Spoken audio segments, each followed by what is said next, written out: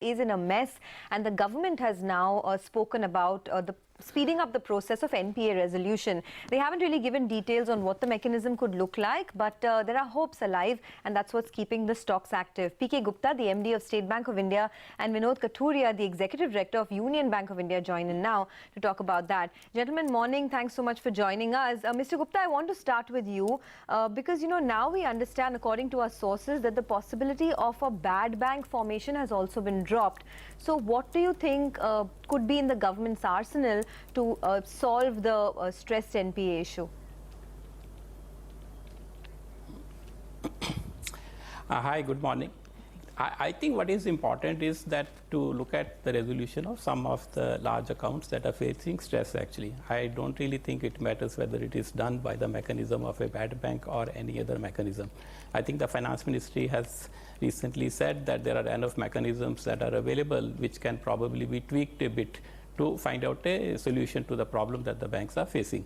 As the Finance Minister said, I think the talks are at a very advanced stage, probably between the Ministry and the RBI, and something is expected very soon.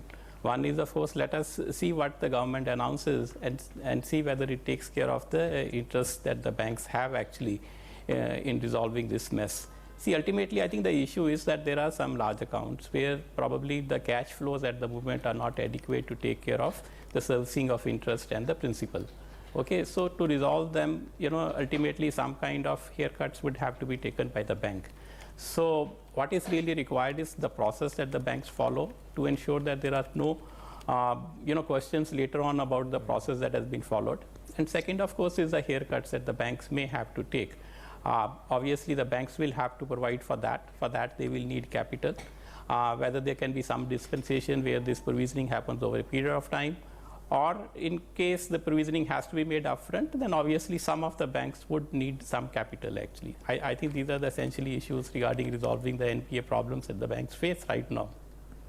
Mr. Gupta, good morning. But these are big issues, right? Because we saw in the past as well, this IDBI bank issue is clearly, it's very close. We remember what happened just about 2 or 3 months back. It's not that banks don't have provisions right now, but clearly right now nobody wants to move. From here on, do you think there will be any timeline in which this issue will be sorted? Because the minister spoke about few hours or few days, but do you get a sense that it could be that close?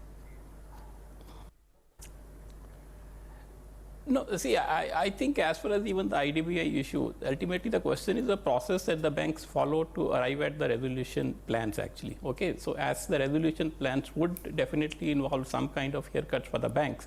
So the question is whether the process has been followed properly or not. As you know, for the S4A, the government did set up the oversight committee, which looks at essentially only the S4A issues. So now there are, issues which are not getting resolved under the S4A. So they will require some deep structuring or some other kind of restructuring, which is not covered by the S4A mechanism. So one of the indications that has probably come is that, there could be more oversight committees, or this oversight committee could have an enhanced framework where they can actually look at all kinds of restructuring that the banks are undertaking right now. Okay, so haircuts will have to be taken by the banks.